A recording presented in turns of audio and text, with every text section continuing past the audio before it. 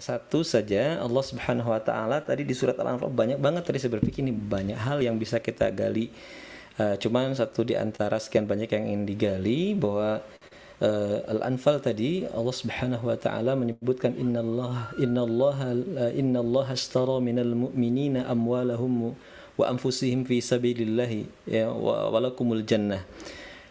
Allah Subhanahu wa taala membeli ya dari orang-orang beriman harta mereka dan jiwa mereka, dan bagi mereka surga. Nah, dari ayat ini sesungguhnya kita bisa melihat bahwa ada sesungguhnya 3 tipe hubungan seseorang dengan Allah Subhanahu wa taala. Ya, jadi ada 3 tipe orang berinteraksi, berhubungan dengan Allah Subhanahu wa taala. Satu, ada orang yang beribadah kepada Allah, berinteraksi dengan Allah, berhubungan dengan Allah dalam bentuk perdagangan sebagaimana tadi surat Al-Anfal. Ya, banyak orang-orang yang beribadah kepada Allah, kenapa? Karena balasannya luar biasa. Gitu kan ya. Kenapa baca Al-Qur'an? Wow, pahalanya luar biasa. 1 huruf adalah 10 kebaikan, kan gitu. Ya, man qara'a harfan min kitabillahi falahu hasanah, barang siapa yang melafalkan 1 huruf baginya 1 kebaikan. Fal hasanatu bi asyrin amsalha, ya, dan 1 kebaikan Allah akan balas dengan 10 kebaikan. Jadi 1 huruf bayangkan 10 kebaikan. Baca tadi alif lam ra itu kan 3 huruf. Berarti 3 kebaikan telah kita lakukan yang Allah akan balas setiap 1 kebaikannya dengan 10 kebaikan. Jadi andai saja kita membaca Al-Qur'annya sampai alif lam ra, shadaqallahul azim. Andai ini gitu kan.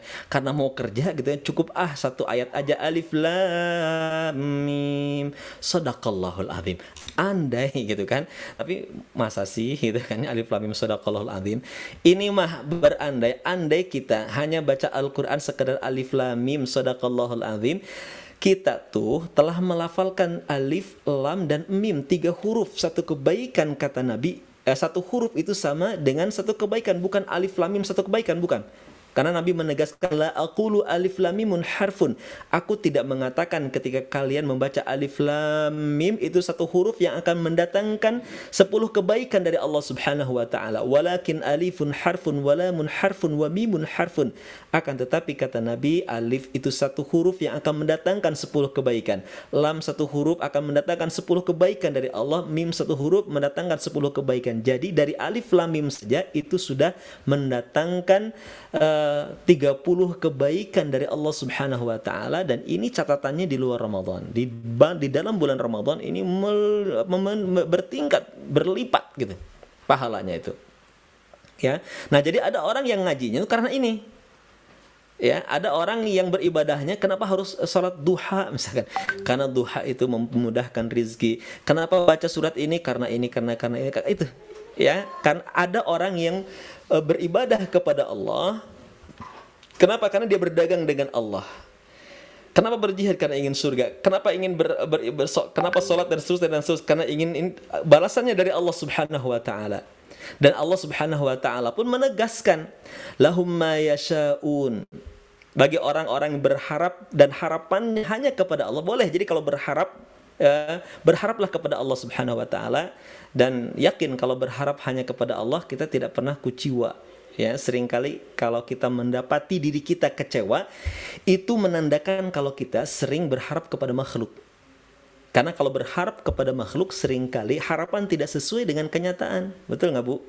Ya, masak yang enak buat buka, harapannya suami muji gitu kan ya, dan suami jadi betah gitu kan di rumah, ternyata gitu kan ya.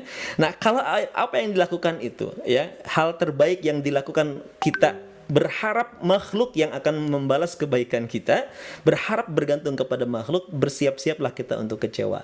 Tetapi selama kita berharap kepada Allah, ya, bersandar kepada Allah, kita mengharapkan gitu kan balasan dari Allah Subhanahu wa taala gitu kan, maka yakinlah Allah tidak akan pernah mengecewakan. Allah mengatakan lahum ma yasha'un, ya, bagi mereka kelak di surga apapun yang mereka inginkan dari sebuah kenikmatan.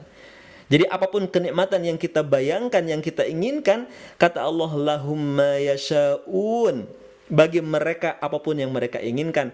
Dan Allah menegaskan waladaina mazid, dan di sisi kami ada tambahan. Di sisi kami ada bonus bagi mereka. Kata para ulama, yang dimaksud dengan waladaina mazid, kelak Allah Subhanahu wa taala memberikan kenikmatan yang mustahil didapatkan ketika semasa hidup di dunia. Apa itu? Pada saat itu Allah izinkan penduduk surga untuk mampu menatap wajah Allah Subhanahu wa taala yang Maha Agung. Sebuah kenikmatan yang mustahil didapatkan oleh siapapun makhluk di dunia ini.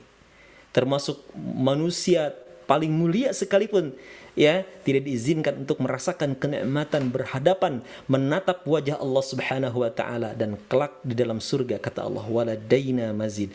Aku akan berikan, ya, apa yang mereka inginkan, dan aku berikan bonus buat mereka. Aku izinkan mereka untuk menatap wajahku. Ya. Nah, ini tipe orang yang pertama, orang beribadah kepada Allah karena dia berdagang dengan Allah. Ya, kenapa dia berjihad? Kenapa dia menafkahkan, menginfakkan hartanya di jalan Allah dan seterusnya dan seterusnya? Karena berharap Allah membalasku dengan surga yang terbaik, ya, Firdaus dan seterusnya dan seterusnya. Nah, ini boleh.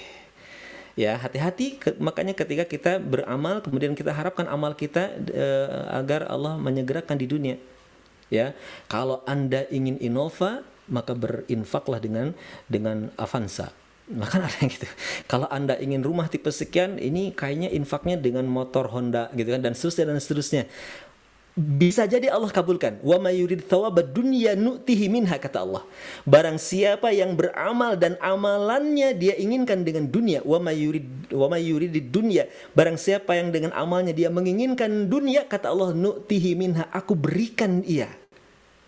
Allah kabulkan. Barang siapa dengan amalannya ingin dunia, maka Allah berikan keinginannya dari dunia. Wa ma lahum bil akhirati min nasib, dan kelak di akhirat dia sudah tidak dapat apapun. Kenapa? Karena Allah berikan di dunia. Hati-hati makanya. Ya, jangan sampai kita berbuat, beramal kenapa? Karena keinginan dunia, apapun itu. Ya. Apa yang harus kita lakukan? Wa ma yurid thawabal akhirah, barang siapa dengan amal-amalnya dia mengharapkan balasan akhirat, maka Allah berikan balasan akhirat, dan Allah Subhanahu wa taala akan berikan bonus dunia. Gitu ya. Jadi kalau hanya mengharap dunia, Allah berikan dunia, tidak akan dapat akhirat. Barang siapa yang dari amal-amalnya berharap akhirat, maka Allah berikan pahala akhirat, dan Allah kasih bonus dengan pahala di dunia. Balasan disegerakan di dunia dan akhirat. Ya. Nah, ini yang pertama. Yang kedua, ada orang yang tipe beribadahnya berhubungan dengan Allah seperti abdun wa sayyid. Ya, seperti seorang hamba terhadap majikannya. Kenapa salat? Saya abdun wa ana abduk wa ala ana ahdik, kan gitu ya. Aku adalah hamba, kau adalah sayyid, ya Allah. Aku adalah makhluk, kau adalah khalik. Aku beribadah, kenapa? Karena seharusnya aku beribadah sebagai makhluk, gitu ya, kepada khaliknya, bang hamba. Nah, ini ada orang tipe-tipe yang beribadah karena dia sebagai hamba, yang sudah selayaknya sebagai seorang hamba mengabdikan diri kepada sang khaliknya, penciptanya.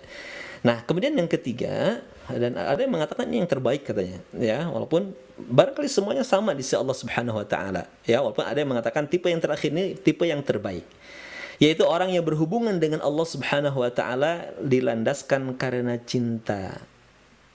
Ya. Kenapa beribadah, kenapa salat dan seterusnya itu adalah wujud cinta kepada Allah Subhanahu wa taala. Ya, wujud cinta kepada Allah Subhanahu wa taala. Dan Allah gambarkan orang-orang beriman itu walladzina amanu asyaddu hubban lillah. Ya. Kata Allah, wa minan nasi may yattakhidhu min dunillahi arbaban yuhibbunahum ka hubbillah. Di antara manusia ada orang-orang yang menjadikan Allah sebagai tandingan-tandingan. Ada orang-orang yang menjadikan tandingan-tandingan selain Allah Subhanahu wa taala, yuhibbuhum wa mereka cintai si tandingan-tandingan itu ka hubbillah, sebagaimana mereka mencintai Allah. Jadi disejarkan kecintaannya kepada makhluk dengan kecintaannya kepada Allah. Walladzina amanu, dan orang-orang beriman asyaddu hubban lillah, begitu sangat cintanya kepada Allah. Dan cinta itu kan mesti ada buktinya, kan gitu ya. Ya. Cinta itu perlu pembuktian. Gitu kan. Cinta itu perlu pembuktian, ya. Di antara buktinya apa? Cinta itu melahirkan rindu. Ya, bohong tuh orang yang mengatakan I love you gitu kan ya. Ikhafen you gitu kan, ikhlih bedih ya, aku cinta kamu, kalau tidak ada kerinduan untuk berjumpa dengannya.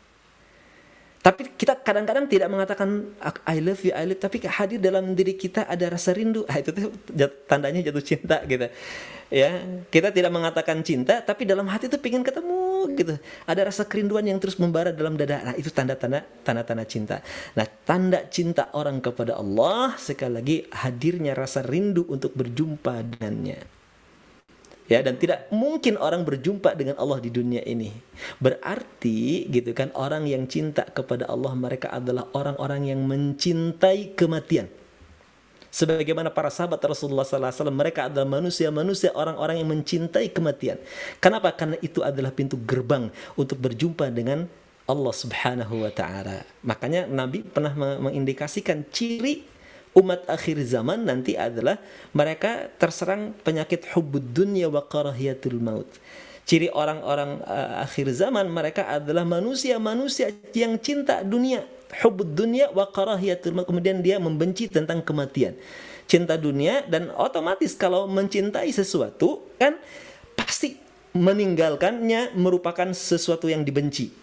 Nah, orang yang cinta dengan dunia pasti benci untuk meninggalkan dunia. Makanya kematian itu sesuatu yang sangat ditakutkan. Kematian itu sesuatu yang sangat dibenci. Ciri orang beriman justru sebaliknya. Mereka adalah orang-orang yang mencintai kematian. Tentunya bukan sekedar mencintai kematian kemudian dia berbuat konyol, tidak gitu kan. Dia cinta dengan kematian dengan berupaya mempersiapkan kematian itu dengan sebaik-baiknya. Ya, kenapa? Karena mereka yakin setelah kematian ada kehidupan abadi. Ya, ada kehidupan yang abadi. Ya, dan kematian adalah sekali lagi pintu untuk berjumpa dengan Allah Subhanahu wa Ta'ala.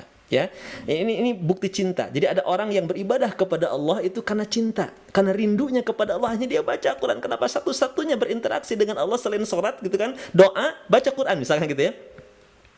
Makanya orang-orang yang cinta kepada Allah, mereka sering kali berduaan dengan Allah di saat orang tertidur. Mereka berdua dengan Allah gitu kan, kemudian berkomunikasi dengan Allah, berdoa. Kalau dia ingin berkata kepada Allah, dia berdoa kepada Allah. Doa itu kita berbicara kepada Allah, dan tatkala Allah ingin berbicara kepadanya, dia baca Al-Qur'an. Karena ketika membaca Al-Qur'an, Allah sedang berbicara kepada dirinya. Allah sedang berbicara kepada dirinya. Ya, orang yang cinta kepada Allah gitu kan senantiasa berupaya untuk mendekatkan diri kepadanya dengan berbagai aktivitas ibadah. Kenapa? Karena ada kerinduan untuk terus berdua, ada kerinduan untuk terus gitu kan menghabiskan waktunya bersamanya. Ya, makanya dia akan senantiasa berzikir, menyebut terus nama Allah. Sebagaimana kita cinta kepada makhluk kan sering disebut namanya, sedang ngobrol disebut, mau tidur disebut, ya, dan senantiasa ingat. Ya, orang yang jatuh cinta kan begitu ya, mau tidur ingat dia. Mau makan tidak jadi karena ada si dia gitu kan. Kemanapun ingat si dia. Nah, ini cinta, ciri-ciri cinta, ada rasa rindu. Kemudian apalagi bukti cinta gitu kan, adanya pengorbanan, tadhiyah. Selain rindu ya, cinta itu melahirkan tadhiyah, pengorbanan. Maka orang-orang yang menunjukkan hubungannya dalam bentuk cinta, mereka adalah orang-orang yang siap berkorban apapun. Jangankan hartanya, jangankan waktunya untuk Allah Subhanahu wa Ta'ala, bahkan nyawanya pun siap untuk dikorbankan untuk sang Khalik yang dicintainya. Tuh, tadhiyah. Jadi bukti orang yang mencintai Allah Subhanahu wa Ta'ala, mereka adalah orang yang siap bertadhiyah. Jangankan harta, bahkan nyawanya pun siap diberikan. Jangankan waktu gitu kan. Seluruh kehidupannya pun siap untuk dikorbankan demi Allah Subhanahu wa Ta'ala, seperti yang pernah dilakukan oleh uswah kita Rasulullah dan para sahabat yang mulia, yang kemudian Allah Subhanahu wa Ta'ala ridha kepada mereka. Radhiyallahu anhum wa radu'an. Allah ridha kepada mereka. Kenapa? Karena mereka pun ridha kepada Allah Subhanahu wa Ta'ala.